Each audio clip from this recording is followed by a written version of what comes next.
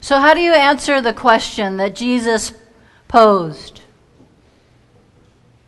Who do you say that I am? Who do you say that I am? It's important that we take this rather slowly, for your answer is incredibly important in these days in which we live. Now, I know, being an ordained minister, I spend a great deal of time pondering this question. Yes, who do you say that I am? And so whether it's consciously or unconsciously, the way we live our lives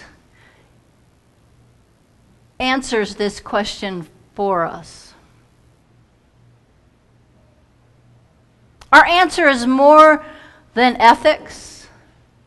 It's more than morality, although it encompasses this as well. It also has a theological relevance. How is Jesus envisioned in your life?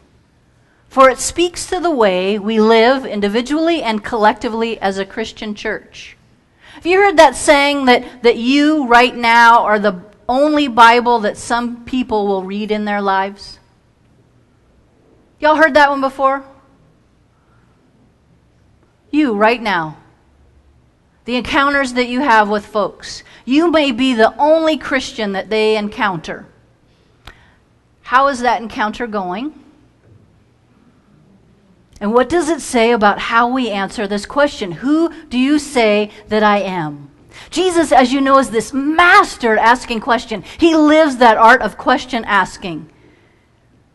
He knows about the way we frame a question either shuts down relationship and conversation and connection, or it has the potential to open it to relationships of depth and connection, moving from just an information exchange to real mutuality. Who do you say that I am? Jesus is on the move with his disciples. And usually I'll say to y'all, don't worry about the nouns, right? Let's just talk about the verbs. But this noun, Caesarea Philippi, is really important. This setting that Mark places this story in is incredibly significant because these people who live in this village are under the Roman Empire's thumb. This village lives in the shadow of the Roman Empire, where people are oppressed, where this empire tries to impose its values and worldview on everyone it conquers through its spin and its violence and its fear. Jesus is starting to move away from the margins up in the north, and he's heading towards Jerusalem, where the power is. So it's significant that Mark places this story where Mark does. Who do you say that I am? Jesus starts with the big picture. Who do people say that I am? He wants to know about the chatter, what they're talking about at the men's breakfast, those parking lot conversations, right? What's going on in the emails back and forth about who do people say that I am? He's wanting this information, and he's trying to dig deep to find it. And in this first century Judaism, eschatological characters like John the Baptist and Elijah are necessary. Because when folks start naming that, they're wondering, is God really going to keep God's promises? And then Jesus does a bit of a shift. He moves from the big picture to the personal. Who do you say that I am? Who do you say that I am? He's moving it to the relational, the mutuality. And Peter, and you know how we say bless his heart. Peter, who wants to jump in first, jumps right in. And he says, you are the Messiah. The Greek is Christ, an anointed one. Peter has this claim that is bold and astounding. And immediately Jesus tells him, you don't want to tell anybody that, because that'll get you killed. For you to proclaim that Jesus is the Messiah, the anointed one, the Christ. There was probably some snickering by the other disciples. Probably a little bit of that talk of, what are you thinking here? What are you thinking here, Peter, to claim this? To call Jesus the Messiah, the Christ, as the anointed one means that Jesus is the one to liberate them from this Roman Empire, and it could get him killed. To liberate them from the oppressive, death-dealing structures. And what's fascinating about this, and I'm going to have my little Pastor Geeky Bible moment, y'all with me, yes? Is that this is only the second time that we've heard that language, Christ. It was at the beginning of Mark's gospel, and now it's here in chapter, what are we in, 6 or 8? What are we in? And we need to pay attention to that. Jesus' ministry, the trajectory of that is starting to shift. And what's fascinating about Peter's answer is it's not very logical. Jesus has been healing folks. He's been teaching. He's been preaching.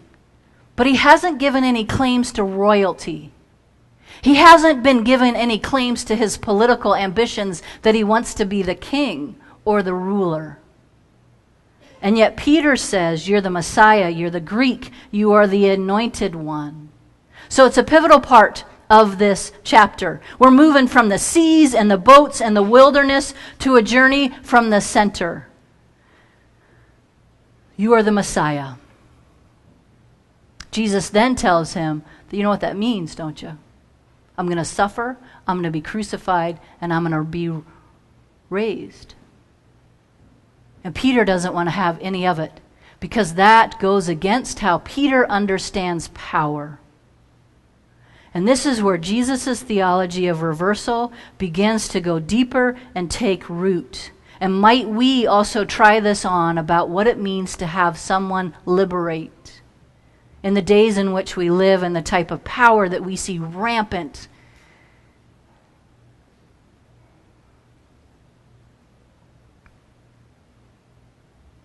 Who do you say that I am?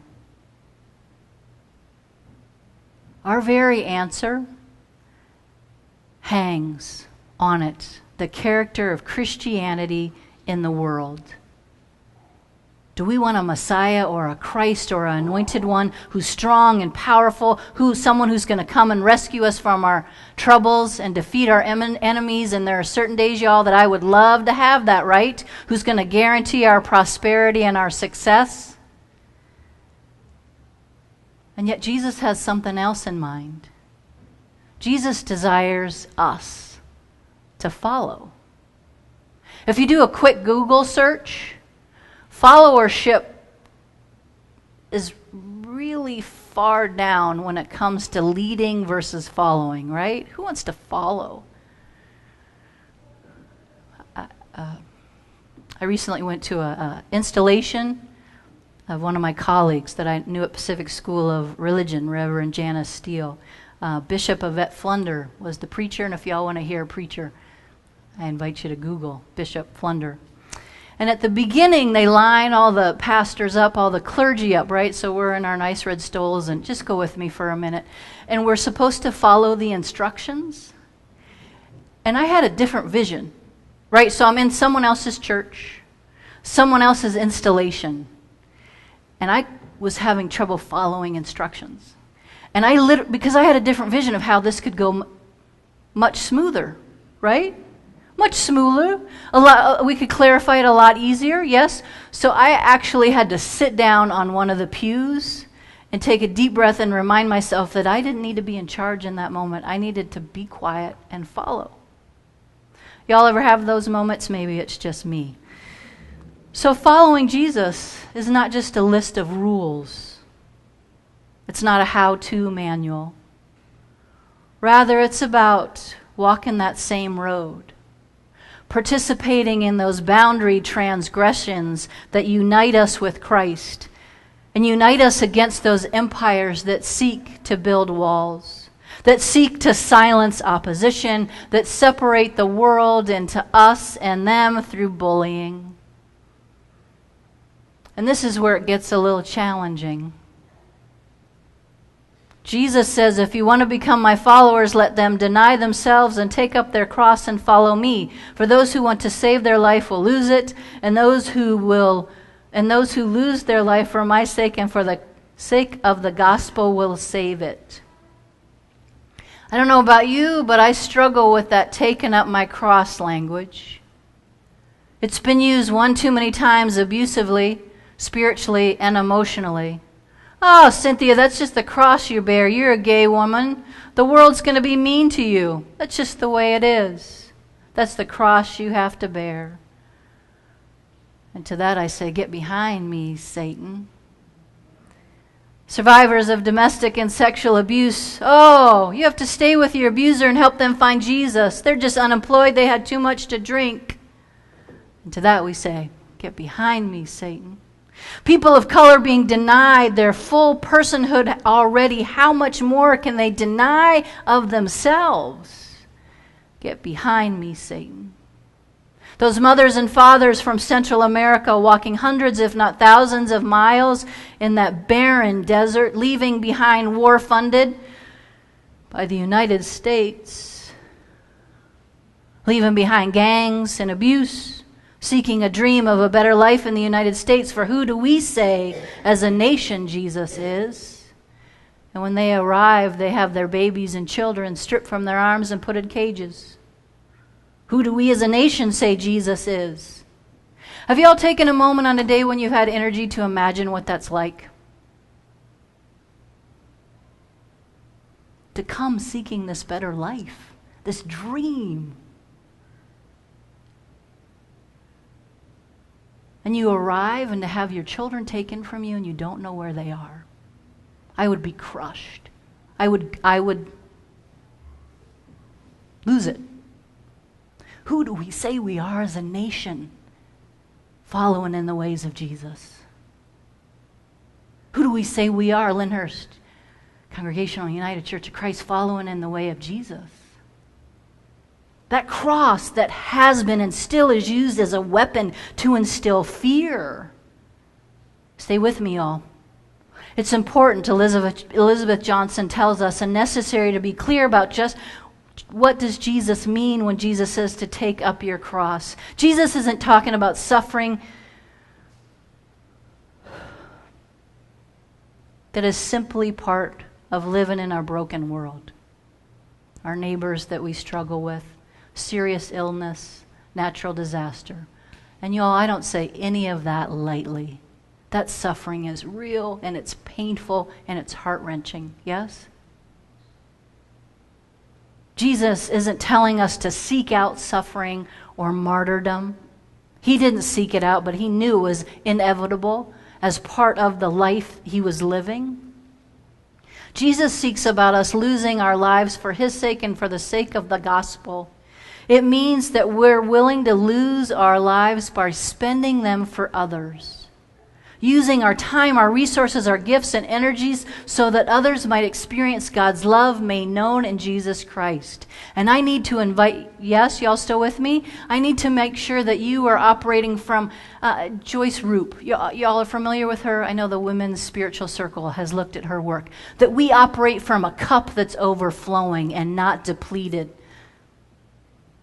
That we're not giving ourselves for Jesus when we are depleted. Yes, that we are coming from a place of abundance. Please let me know. Yes? Yeah? Thank you. I need a head nod there. Otherwise, it just can become that denial of self that is so unhealthy and leads to, it's just unhealthy. So I'm going to repeat this one more time. It means being willing to lose our lives by spending them for others. Using our time, our resources, our gifts, and our energy so that others might experience God's love made known in Christ Jesus. Placing Jesus' purpose and priorities a path ahead of our own. And what does that look like? It looks like this Galilean origin of Christianity. Slowly and in quietness operates by love. Who do you say I am? So if we say Jesus is that Messiah, that Christ, that anointed one, let us be a people then who follow. Let us be a people who align our very lives, our mission, our priorities in following this Jesus, step by step, day by day, so that we too can experience that love, that healing, and that liberation here and in this world in which we live. So may it be so, O God. Amen.